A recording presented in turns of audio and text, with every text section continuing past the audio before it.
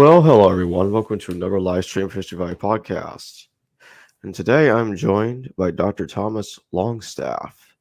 And today we're going to be discussing a book that he published back in 1979 titled Evidence of Conflation in Mark, a Study in the Synoptic Problem.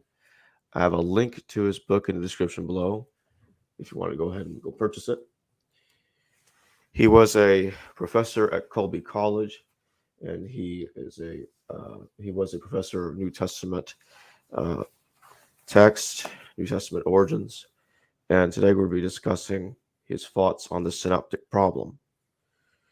Most scholars believe in Markan priority, the idea that Mark is the first gospel, and that Matthew and Luke both borrowed from Mark independently of one another, and they both borrowed from a document called Q. This is the two-source hypothesis.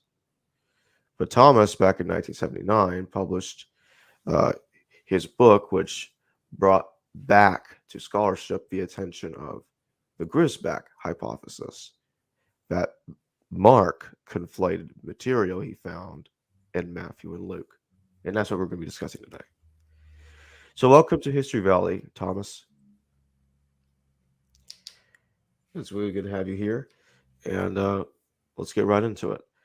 So Thomas, if you could, when you look at Mark, can you tell us something about the methodology first before we get to the examples directly of Mark conflating material in Matthew and Luke?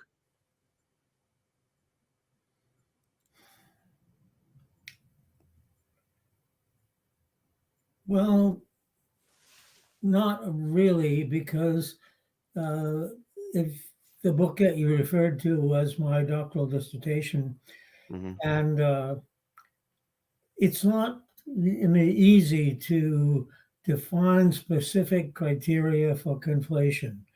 There are various ways in which authors conflate or use material available to them. I think what Mark is doing in part is, and I think this is perhaps one of the major parts of his methodology, I think what Mark is doing in part is reducing the gospel narrative to one that presents a particular theological perspective on who Jesus is and what happens. And so Mark has his own view of who Jesus is. What do you think his view of Jesus was? Well, I think it's more in keeping with the kind of tension that developed with Judaism and Christianity, with the kind of things that happened toward the end of the first century when Christianity began to face for the first time some persecution. So I think what he's doing is writing a gospel that is largely for people who need to live with a certain level of persecution, and their faith should carry them through.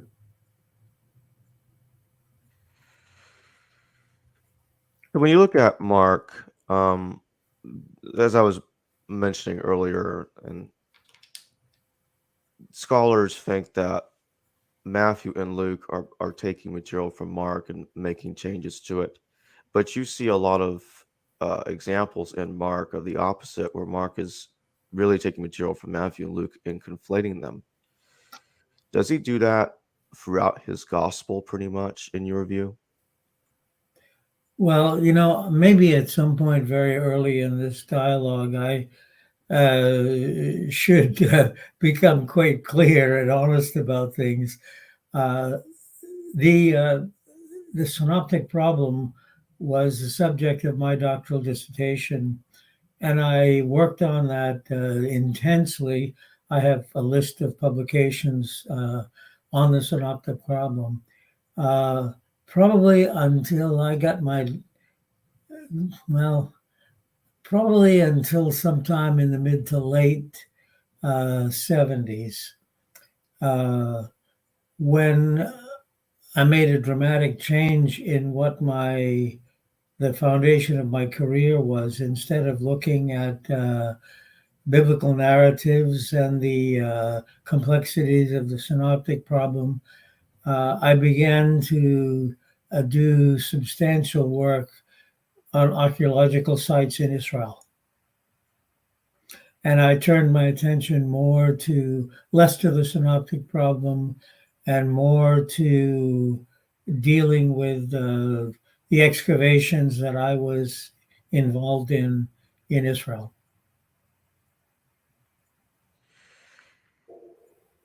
You've been doing a lot of excavation work down in Israel then for last couple of decades before Well, you retired. I did from the mid 1970s until I retired from Colby and teaching back, hard as it is to believe, in 2002. And that's about 20 years ago. And I playfully tell people that at that point, I went from the world of the sacred, namely the world of teaching and studying New Testament, to the world of the profane. I spent a number of years on our city council and 8 years in our state legislature. So I saw a different side of things as I entered the political spectrum. Yeah, I remember reading that. Was it if I remember correctly, was it in Maine that you were appointed?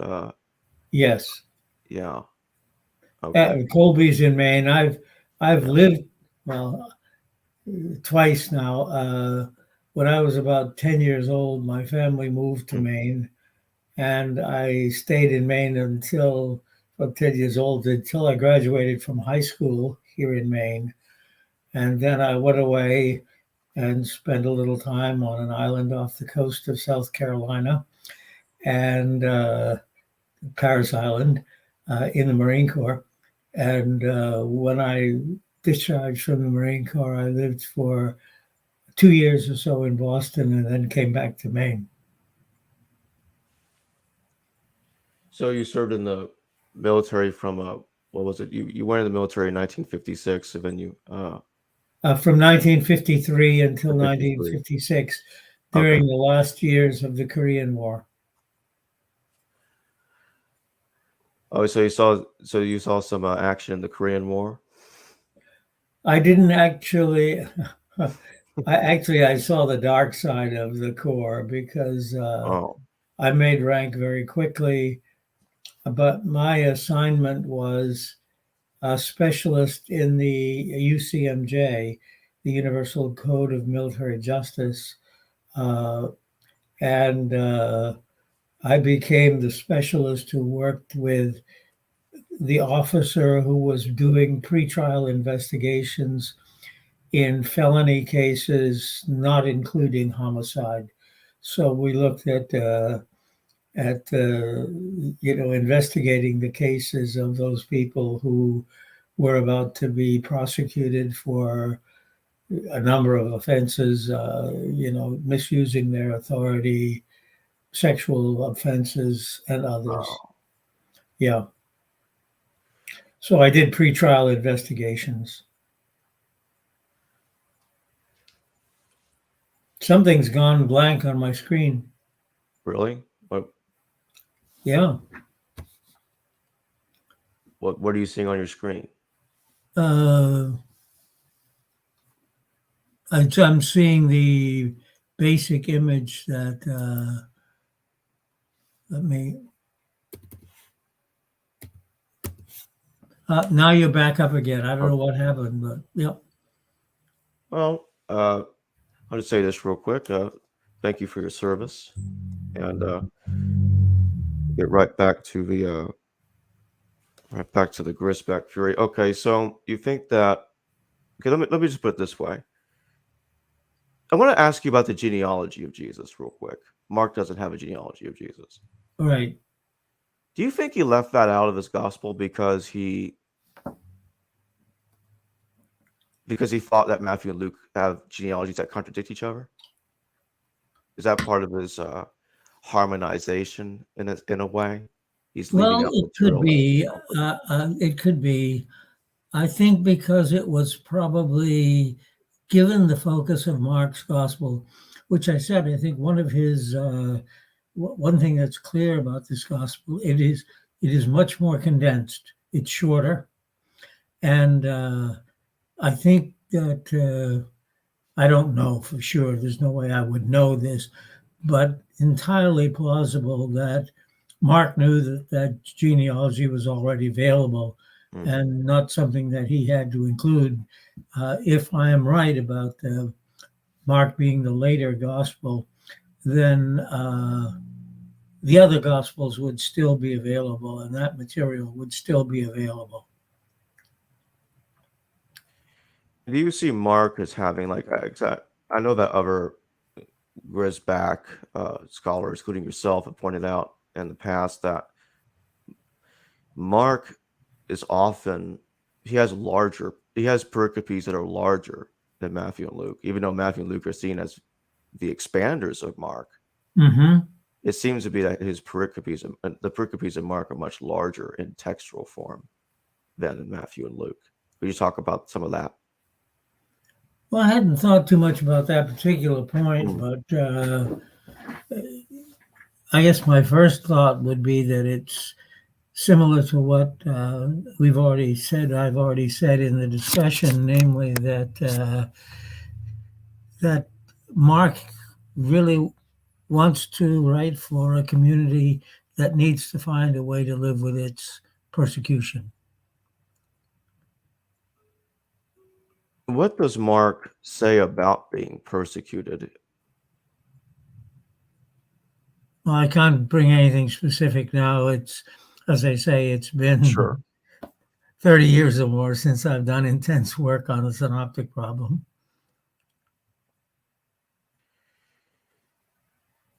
I'd like to shift to the Beelzebul pericope for a moment, because in Mark it talks about Jesus healing people, and he's being accused of healing people in the name of Beelzebub, the Lord of the Flies. Mm-hmm. And Mark's wording of that's a little different from Matthew and Luke.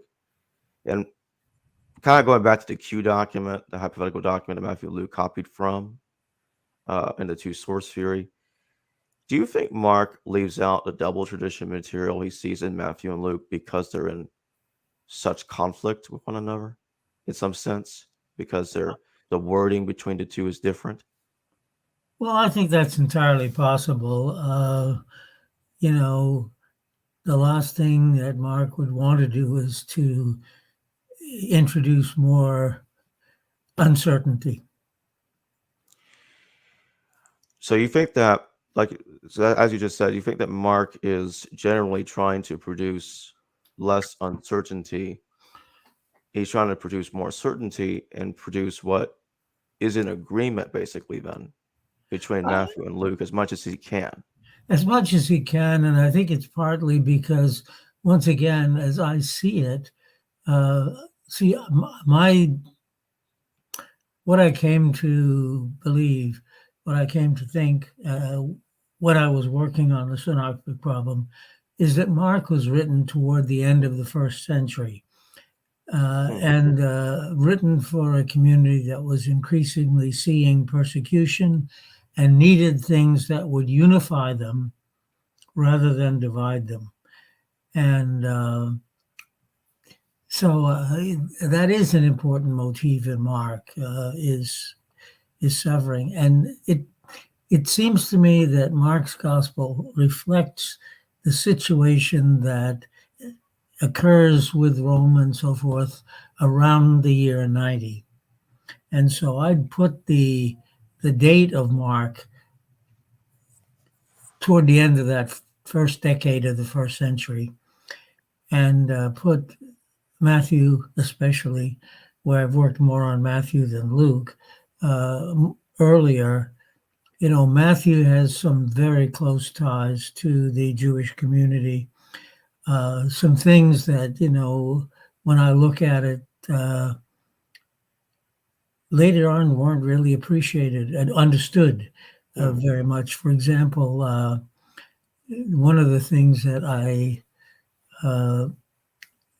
feel strongest about is what I wrote about the story of well, I did it as an article, and then it was included in the book by AJ and Amy Jill Levine. And one of the first things published on the feminist perspective in the Gospels.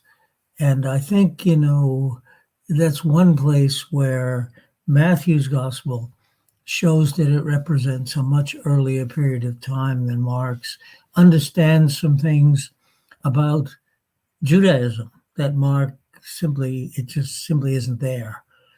And the role of women in early Christianity. It's much more important for Matthew than it is for Mark. And it's one of those things that would be more difficult to focus on at the end of the century when you're trying to unify rather than divide the community. I wanted to come back to Matthew in just a second because I want to ask you about that. But you just said that you think that Mark was written sometime in the 90s. Yes. Yeah, that's interesting because a lot of scholars think that Mark's written in the 70s. Right. And you pointed out earlier that you think Mark was written under the pressure, the intensity of persecution. So are you connecting this to specifically the Domitianic persecution of Christians, which occurred in the 90s? Is that what you're talking about? In part, at least, yes. Okay. So circling back to Matthew, what do you make of Hebrew Matthew, a text that the early church fathers talk about, that the Gospel of Matthew that we have is supposedly a translation, perhaps a faithful translation, or quasi-faithful translation of Hebrew Matthew or the Hebrew Gospel? Do you think that could be the case? What are your thoughts on that? Well, I think that's one of those things that would be very difficult to know because we don't have the text of the Hebrew Matthew. On the other hand, the Gospel does understand and use Hebrew in a way that it seems to me to expect that the readers of the Gospel, those people who, for whom it was written, really understood the language, the culture, even more the culture. Again, it's one particular thing, but that article that I wrote and published, and then published a second time in Amy Jill Levine's book on feminist perspectives in Matthew, it's got an understanding of that incident that just isn't in any of the other Gospels. Understands the role of women, understands that why are the women at the tomb? That's where they're supposed to be. That's what faithful disciples do when somebody's been buried. They go and sit at the tomb to hear, for 24 hours to see if the person is really dead or they're alive. And so, the women are doing what faithful disciples would do. And that's not happening in the other Gospels. They're not portrayed as disciples. The business about watching at the tomb, there has dimensions, overtones of Jewish practice that we just don't see in the other Gospels. And so I see Matthew as being much more in touch with that earlier stage of Christianity when it's closer to Judaism than it is in the 90s. Before I get to my next question, I just want to pull this up real quick. James Tabor wants to say hi to you. Please tell my dear Yeah. friend Tom hello for me. I have not seen him since digging at Sepphoris together in the 1990s. Tell Jim I say hello as well. And he says, in addition, Tom's book is very valuable as framing the synoptic problem. Well, likewise, I think so too, James. I really do. Because it's interesting, because I think that people, regardless if they agree or disagree with you, need to really look at this, and other scholars that think like this too, that subscribe to the Griesbach, because it is interesting that Mark does have in several places conflations, or appears to have conflations in Matthew and Luke. And I'm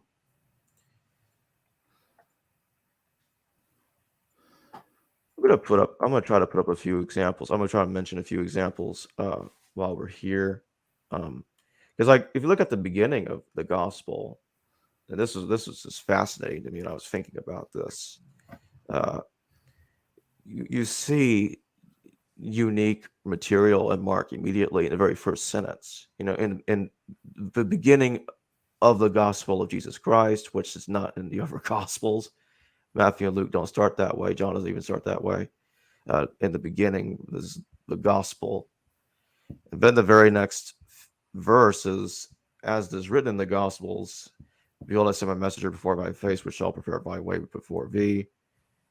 Now, that does sound like a verse in Luke and another one in Matthew, and the next one, so it's almost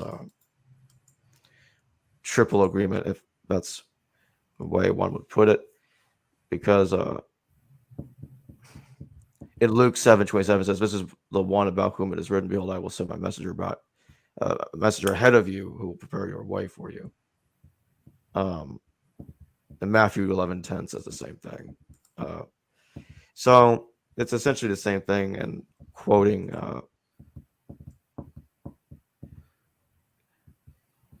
Isaiah, or appear to be quoting it's quoting Isaiah. So,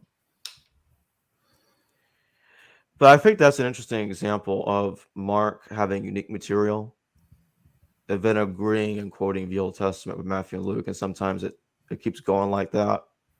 And then sometimes Mark will shift to agreeing with Matthew, shift to agreeing with Luke. And do you see that happening throughout his gospel? Mark sometimes will agree with Matthew's wording against Luke, and sometimes he'll agree with Luke's wording against Matthew. Right. Yes.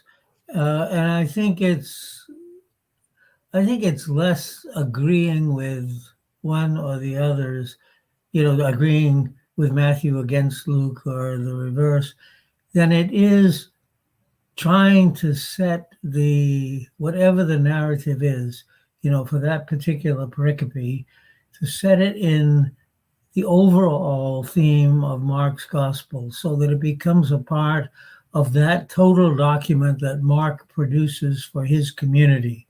So he's interested in choosing or using the version that would, for him, be the most correct, but also be the one that would say to his community what he thinks they need to hear. I want to come back to that. That's really interesting. When do you date Matthew and Luke specifically? You said that you date them earlier than the other scholars do. So, circa what? Like Matthew in 40 or 50, Luke in 60, 70? Like, when do you date them? Probably not that early. There may be first drafts of them. I'd put closer to the 60s, maybe even getting close to 70, but probably 60s to 70s, somewhere in that range is what I would look for. And there may be earlier versions that we no longer have, because they do get Revised. They do get revised and passed on, no question. So you think that Matthew and Luke were both written at some point between 60 to 70, basically, around there. Especially Matthew, yes. Luke, I've done a little less, work on Luke that way, so a little reluctant to say anything hard of what I think about that. But I think it's earlier than Mark, but how much earlier, I really can't be precise about. So, but if Mark is 90-ish, and we do see some things where the Romans had already agreed that, and that's an agreement that didn't take place until the 90s. So there's something in Mark, at least, that in that text that looks like it's a specific reference to something that happened in the 90s. And that's why I put Mark that late. It would have to be that time in 90 or very soon thereafter, probably sometime before the turn of the century. That's a key one for me, where Mark is referring to that phrase is for the Romans had already agreed that. And if we look at when that agreement took place, it's close to 90. I want to look at the resurrection story in Mark 16. And before I get to my question, I want to ask you about that. I feel it's important to ask this. Do you think the short ending was in the original version of Mark, or do you think the longer ending is the original?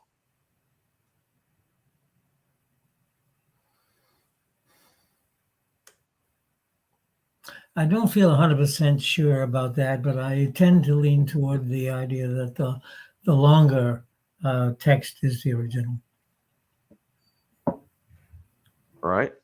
So in that case, if we go with the longer ending is the original, is Mark attempting to trying to harmonize the resurrection stories in Matthew and Luke?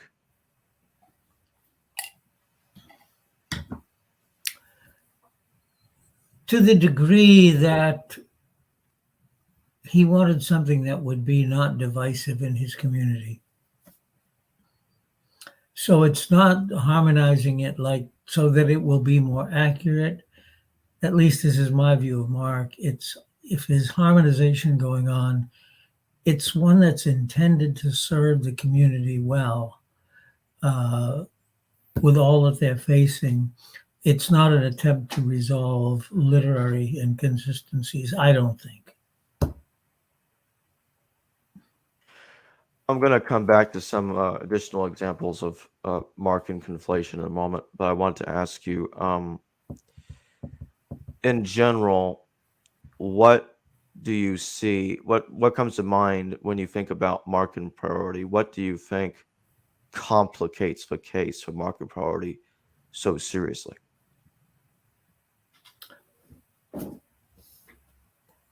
Well, two things, I think. One is the one I've already mentioned, that there are things in Mark that suggest that it's written at a time later than Matthew and Luke, namely after these things had happened in Rome, in the Roman government that, made persecution of Christians increase. And what was your question again? There was another part of it that I wanted to address. What seriously complicates the case for Mark and priority? That was my question. Yeah, it's first of all the situation I was talking about with what happened with the persecution of Christians, and it's secondly what complicates it is, and this is difficult, we don't have a very precise, if you look at my book, evidence of the characteristics of conflation. Authors who conflate materials do it often very differently. And there's not a good evidence for the fact that Mark is conflating Matthew and Luke, or that Matthew and Luke are conflating Mark. They may be using some of the materials, they may be in their sources, but I think to imagine any of these gospel writers as specifically trying to conflate, to create one narrative out of two, didn't seem to me the purpose of what they were doing. I think they were doing, Matthew was writing for communities still deeply embedded in Jewish customs, and not, and they even know, Matthew even uses some of the Hebrew terms, assuming that his audience will be familiar. That I think for Matthew, the connection with Judaism is much more. For Mark, it's the persecution that's emerging. For Luke, I know less about Luke. I've worked less on Luke, but it's expanding to a wider world. It's more it's more that version that's becoming, hoping to become universal. So, in other words, you're not necessarily saying that Mark is consistently conflating material between Matthew and Luke, but he'll switch between the two when it is necessary for his community. And what he thinks best represents the story he wants to tell, when he's telling the story of Jesus. And Would it also be fair to say that Mark is, when he adds unique material, because there's the Mark and unique material that's there, but it's not present in Matthew and Luke. And what I find so interesting about this is that in Mark's unique material doesn't appear to be identical to Matthew and Luke's material. It's just totally different. Matthew and Luke's unique material at least is a bit similar. Like, okay, we have two genealogies of Jesus. Yeah, they're different. They got some names in the same places though. But Matthew and Luke's genealogies are both genealogies of Jesus, of him descending from King David. You have two nativity stories. They're different, but they're somewhat similar. Sometimes scholars like to call that the ML overlap, if you will. So at least they're somewhat similar. Not quite the same, but they're somewhat similar. But when it comes to Mark's unique material, not so much. And that gets me to one of those examples. This is fascinating to me. It is only Mark, it's not Matthew and Luke, it's only Mark that calls John's sons, James and, not John's sons, Zebedee's sons, John and James, the Boa and Nergesh, the sons of thunder. That's not in Matthew and Luke. He's embellishing the characteristics of John, James. So, in context of that, does it look to you like Mark is trying to embellish in his own way when he switches back and forth between Matthew and Luke?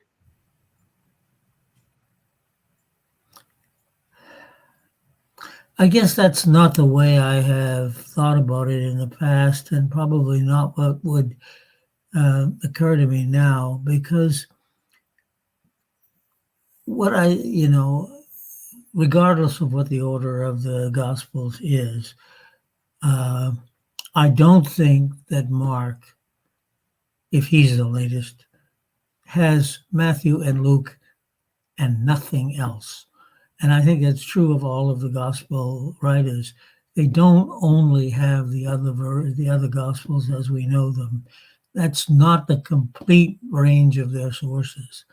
And so they've got their own experiences. They've got the things that are in their community. That early there still is material that we probably have long lost, which could have been source material for writing of these gospels. That's hypothetical. There's no way to prove it, but it's very, very likely what the case was. That, it's not that when Mark sat down to write, what he had was Matthew and Luke and nothing else.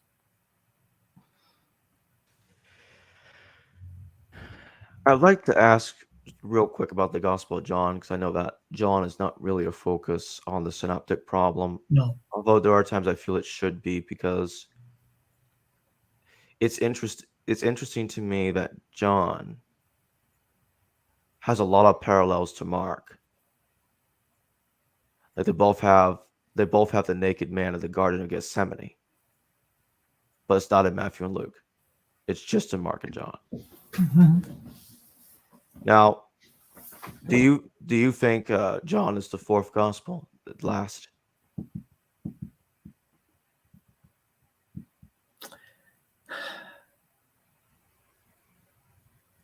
I don't think it's tied closely enough that we need to see it. I mean, I think the author of John could have known some of this material, but I don't think.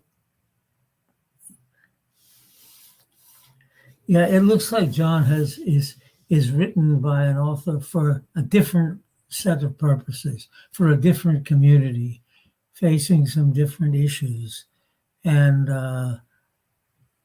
I guess what I'd be reluctant to do is to try to tie John to a very limited range of, the only material he had available to him was Matthew and Luke. That seems very unlikely.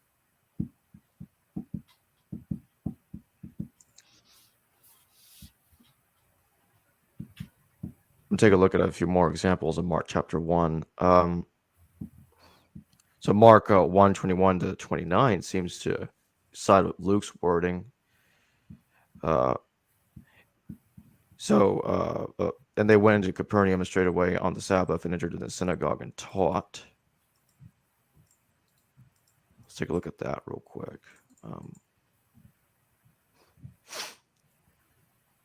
That would correspond. It would appear to correspond to Luke chapter 4.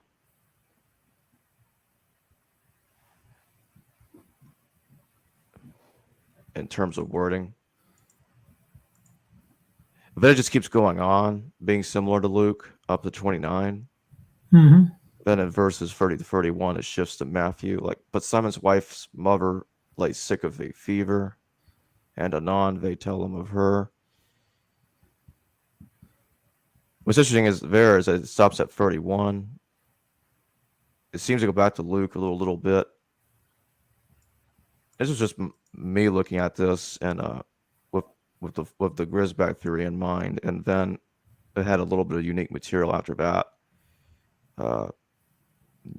Jesus casting out devils, but the phraseology seemed to be unique in some particular way, because Mark has some miracles seem to slightly overlap, but the way it's framed appears to be unique with no exact parallel.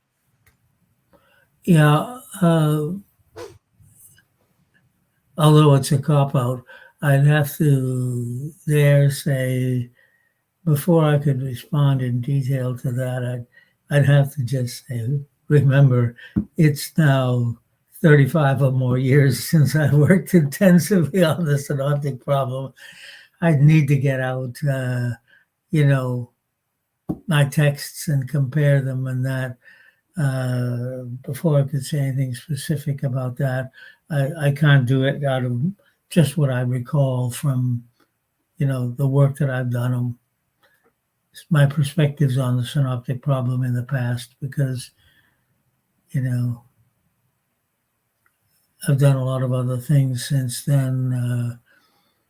And since retiring from Colby 20 years ago, I really have moved from the world of the sacred to profane, not only in the government, but working with, homeless people, with victims of, sexual exploitation, with people with mental illness problems and drug problems. So it's been for me a different world than looking at biblical texts. That's definitely a very different world. It is. It's quite sad too that such horrible things like that happen. Yeah, They still happen to this day. And in some cases, happening more than they did before. Don't want to go on forever, but I was dealing with one case with a woman who'd been, first of all, attracted to, drawn in by giving her some drugs, and that got her in a position where she was vulnerable, and then they began to put her out on the street for prostitution. And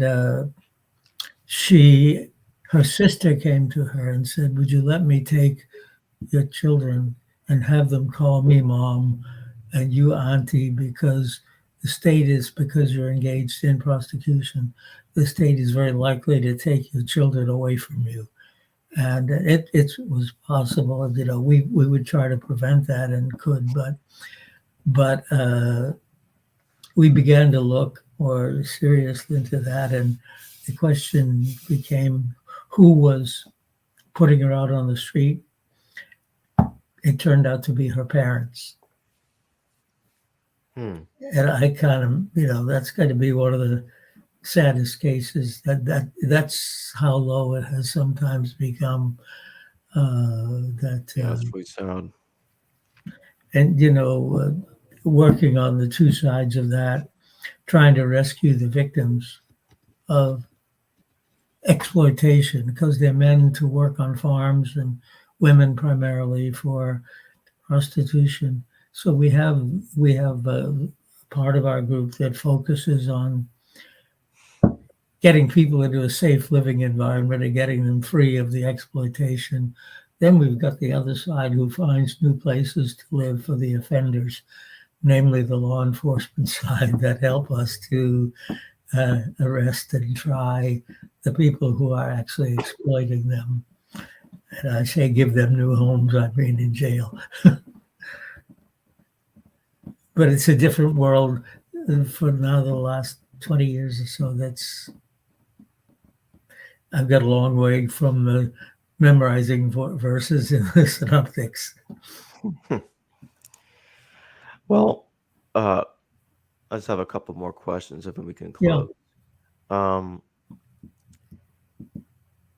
The first question is, this is one of the typical defenses given for the Markan priority. That is, Mark appears to screw up the geography all over the place when it comes to Israel. It screws it all up. But Matthew and Luke, well, maybe not so much Luke, because Luke, according to some like John Kloppenborg, screws up the geography even more. I remember doing a show with him about that several months back. So Matthew's the one that gets the geography more right than the other two. And they say, well, the geography screwing up in Mark is fixed, basically, in the later Gospels. How do you view that? Well, I think probably, and this is just one piece, one factor of many that could come into play on this.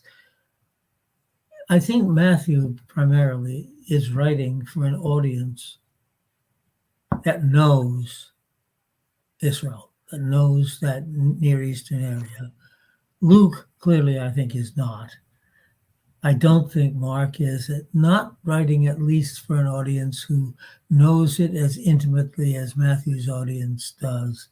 And so I think what is natural in terms of just knowing the geography, it's just where Matthew and his readers are, and it's not where Luke and his readers are. For them, it's like I live in Maine, and a lot of people wouldn't have a clue where Muslik Wagantik is, or the difference between northern Maine and southern Maine. Culturally, northern Maine and southern Maine are very different, and politically, ethnically, and so forth. There's more of a French population in some areas than others. And, some people would know that and others wouldn't have a clue. And I think that's partly what we have here, that Matthew, the author of the gospel, and his audience just know that area of the world better. Oh, I've lost it again. No, I've got you still. They just know it better, and the others don't. And if they screw up the geography a little bit, neither they nor the readers really would would be moved by that because it doesn't change the message they're producing. It would for Matthew. What do you think about Mark's gospel? This is my closing question. What do you think about Mark's gospel having Jesus being called a crazy person by his family or something like that? Again,